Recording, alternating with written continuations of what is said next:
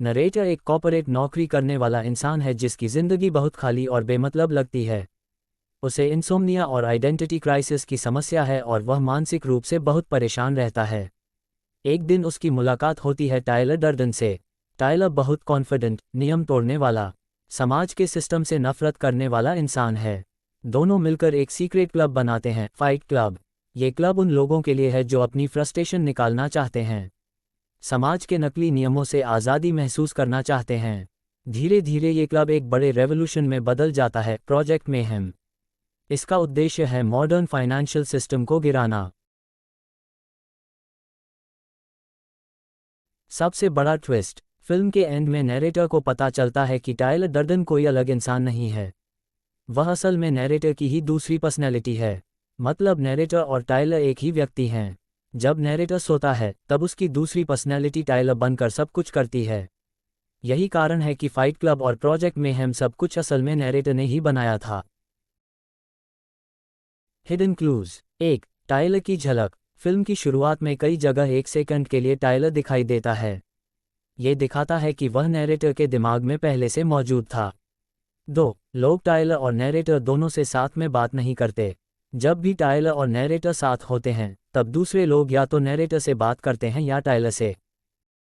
3. Marla का behave. Marla कई बार narrator से ऐसे बात करती है जैसे वही टायलर हो और वही नैरेटर। 4. बार के बाहर पहली फाइट। टायलर कहता है, मुझे मारो। असल में नैरेटर खुद से ही लड़ रहा होता है। 5. होटल का फ़ोन कॉल। जब नैरेटर टायलर को फ़ोन करता है तो पता चलता है कॉल उसी कमरे से किया गया था।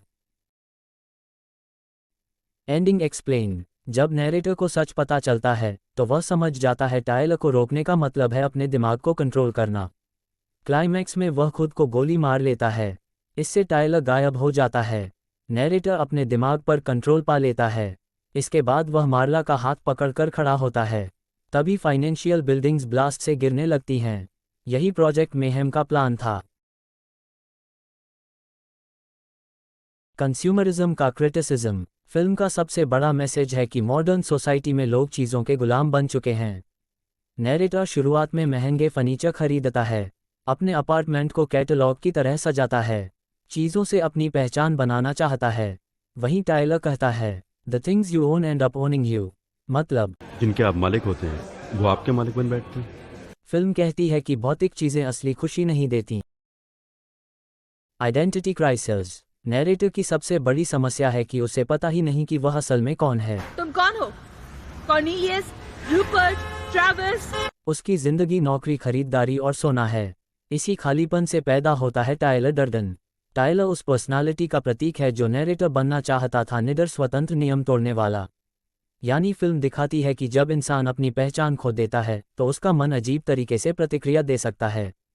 दबे हुए गुस्से का खतरा। फिल्म दिखाती है कि समाज में बहुत लोग निराश, गुस्से में और अंदर से टूटे हुए हैं, लेकिन वे अपनी भावनाएं दबा लेते हैं। फाइट क्लब शुरू में एक तरीका लगता है गुस्सा निकालने का, लेकिन धीरे धीरे ये वायलेंट रेवोल्यूशन बन जाता है। ये दिखाता है अगर दबा हुआ गुस्सा सही तरीके से बाहर ना आए तो वह खतरनाक बन सकता है। Modern masculinity. फिल्म एक और बात दिखाती है, आधुनिक दुनिया में कई पुरुष खुद को कमज़ोर और बेकार महसूस करते हैं। फाइट क्लब उनके लिए एक जगह बन जाता है जहां वे ताकत महसूस कर सकें, नियंत्रण महसूस कर सकें, खुद को साबित कर सकें। लेकिन फिल्म ये भी दिखाती है कि यह रास्ता सल्यूशन नहीं है, क्योंकि यह अंत में हिंसा और अराजकता में बदल जाता है। आज़ादी बनाम अराजकता। टायलर का विचार है कि असली आज़ादी पाने के लिए समाज के नियम तोड़ने होंगे, लेकिन धीरे धीरे उसकी सोच केओस बन जाती है। प्रोजेक्ट मेहम में लोग अपनी पहचान छोड़ देते हैं, अंधे होकर आदेश मानते हैं। ये दिखाता है कि कट्टर विचारधारा भी उतनी ही खतरनाक हो सकती है जितना वह सिस्टम जिसे वह गिराना चाहती है। इंसान की दोहरी प्रकृति। फिल्म का सबसे गहरा विचार है कि हर इंसान के अंदर दो पहलू होते हैं।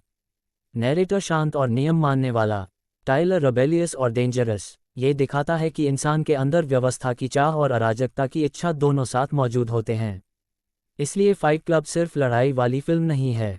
ये सवाल पूछती है, हम अपनी पहचान कहाँ से पाते हैं, क्या चीज़ें हमें नियंत्रित कर रही हैं, और हम असल में किस तरह की आज़ादी चाहते हैं।